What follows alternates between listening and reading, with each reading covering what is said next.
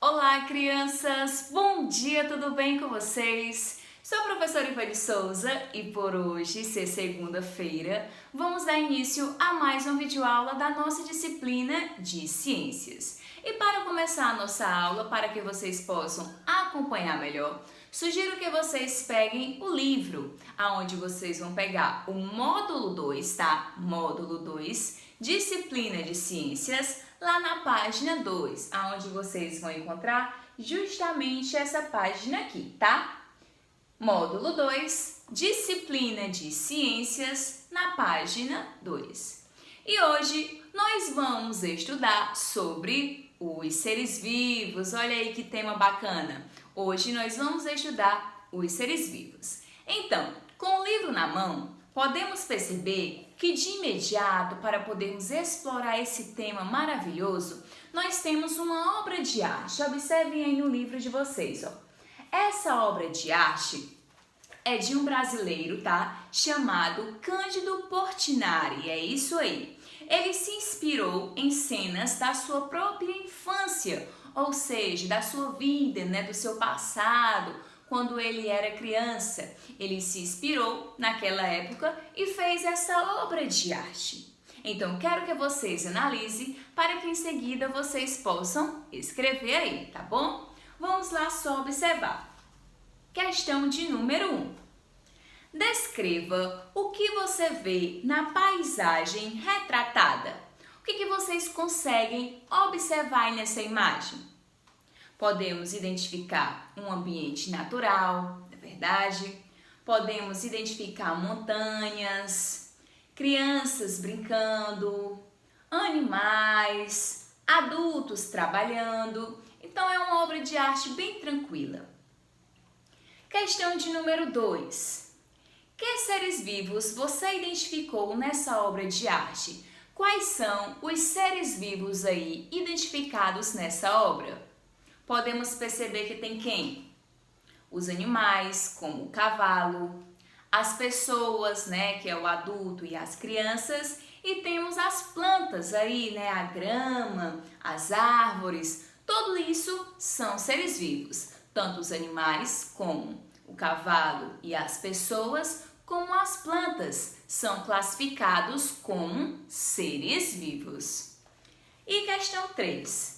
Que seres vivos podem ser encontrados no lugar aonde você vive? Quais são os seres vivos encontrados no nosso ambiente, no lugar onde a gente vive? Podemos encontrar pessoas, várias espécies de outros animais, como cachorro, gato, podemos encontrar às vezes o cavalo, jumento, boi, vaca, e podemos encontrar também uma variedade de espécies de plantas, como o coqueiro, a grama, né, de um gramado, cajueiro, mangueira. Temos várias espécies de plantas no nosso Trairi.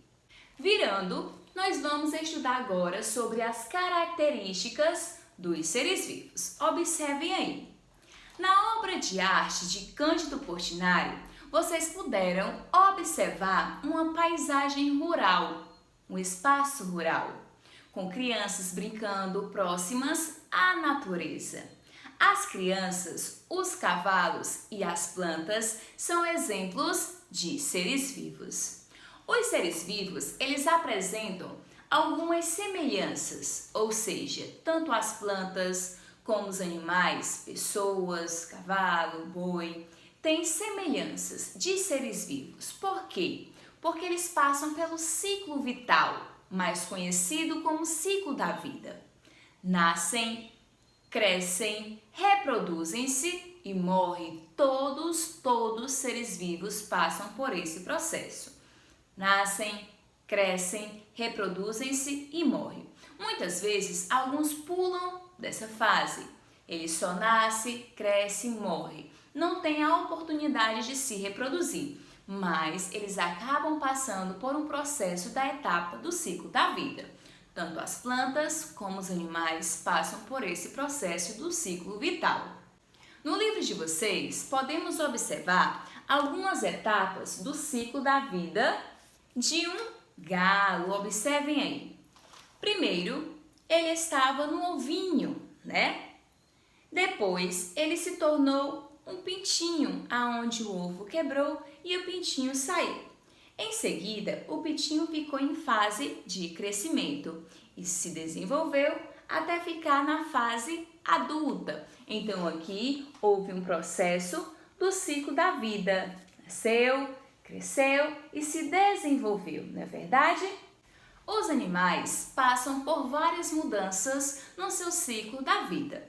Nós, seres humanos, passamos por mudanças simples, porque já nascemos parecendo com os adultos. Então, passamos por mudanças bem simples. Só crescemos e nos desenvolvemos e nos aperfeiçoamos igual aos adultos. Já tem alguns animais, como as rãs, sapos, peixes, borboletas, que passam por mudanças bem radicais, bem diferentes. E a esse processo chamamos de metamorfose. É o processo de mudança da vida de um ser vivo. No livro de vocês, vamos observar o processo de metamorfose de uma lagarta até se transformar em uma borboleta.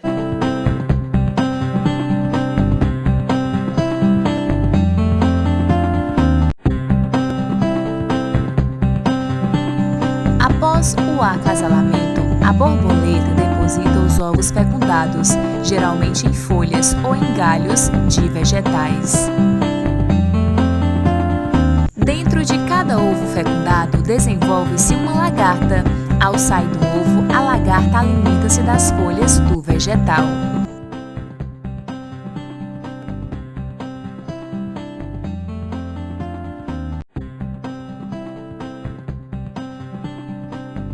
A lagarta passa por transformações em seu corpo, produzindo a crisálida, que é um tipo de casulo.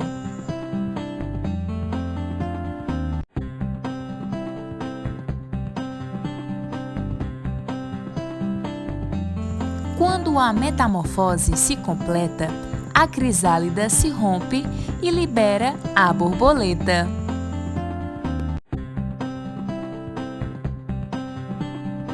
Assim também como acontece com os sapos. Eles são girinos quando pequenos, quando nascem, e nascem dentro da água, com caudas, né, e tal.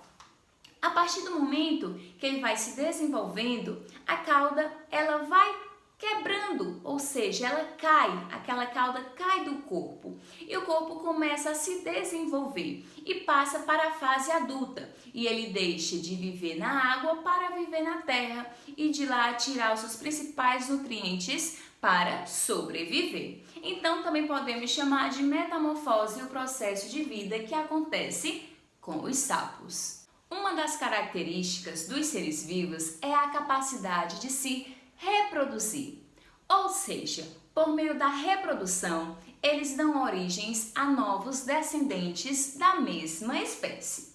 Assim podemos dizer que os seres vivos nascem de outros seres vivos, ou seja, os seres vivos eles se reproduzem para que possa dar origem à mesma espécie. Então podemos dizer que todo ser vivo ele nasce através de outro ser vivo. Um exemplo aqui é a porca, né? Amamentando os seus filhotes, os porquinhos pequenos. Todo ser vivo precisa de energia para poder sobreviver. E essa energia é retirada através dos alimentos, né? Então podemos dizer que os alimentos nos dão energia para a nossa sobrevivência. E assim, como todos os seres vivos precisam se alimentar, eles precisam também respirar. Ou seja, tanto as plantas como os animais precisam dos seus alimentos e precisam respirar para poder sobreviver. No livro de vocês, na página 4, temos o Saiba Mais. Saiba Mais são informações a mais para poder enriquecer o nosso conteúdo. Então, quero que vocês acompanhem a leitura aí em casa no livro de vocês. O tempo de vida dos seres vivos é bastante variável. Alguns insetos, como os mosquitos e as moscas, vivem de uma semana ao mês. ou seja, é um prazo bem curto comparado a de certas tartarugas marinhas, que podem viver mais de 100 anos. Existem árvores como Jequitibá rosa que podem ter mais de 1000 anos, ou seja, podemos perceber que a vida dos seres vivos é bastante variável. Alguns vivem pouco tempo, outros vivem mais tempos e outros vivem um tempo bem mais longo, como os das plantas, não é verdade? Agora, na página 5, vamos estudar sobre os fatores do ambiente. Olhando ao nosso redor, podemos perceber que além dos seres vivos, existem também os componentes que não têm vida. São os fatores do ambiente ou fatores não vivos. Vamos dar exemplos de fatores não vivos: a água, o solo, as rochas, a luz e o calor do sol são exemplos de fatores não vivos que estão presentes no ambiente. Eles podem sofrer algumas transformações, mas não apresentam as mesmas características dos seres vivos. Lembrando, os fatores do ambiente, eles são elementos que não possuem vida. Como a tia falou, a água, as rochas, o solo, a luz e calor do sol, eles não possuem vida. Eles passam por mudanças, transformações, mas não com as características dos seres vivos, tá? Não esqueçam disso. Nós, seres vivos, pessoas, os outros animais, as plantas, precisam desses fatores do ambiente para sobreviver. Como, por exemplo, nós precisamos da água, nós precisamos do solo para andar, construir a nossa casa e de lá retirar a nossa alimentação. E também precisamos da luz e do calor do sol para nos aquecer, para iluminar o ambiente aonde vivemos. Esse conjunto de fatores que precisamos para sobreviver chamamos de ecossistema. O que é um ecossistema? Ecossistema é um conjunto de todos os seres vivos em uma comunidade que vivem em um determinado local, o biótopo e todas as relações que se estabelecem entre eles. Ecossistema é igual comunidades mais biótopo mais relações entre eles. Ecossistema é o sistema de seres vivos em um ambiente do que precisa para sobreviver. E os ecossistemas, ele pode ser grande, como um rio, uma floresta, um campo ou até mesmo um jardim. No livro de vocês dá exemplo de imagens de ecossistemas. Então, crianças, de acordo com essas informações, agora é hora da atividade. A primeira atividade, vocês vão fazer a leitura do texto lá da página 6, certo? Aqui, ó. Vocês vão fazer essa leitura em casa e em seguida, com todas as informações, vocês vão resolver as atividades da página 7 e da página 8. Qualquer dúvida, é só entrar em contato com a tia que a gente resolve esse assunto. Um beijo e até a próxima aula. Tchau!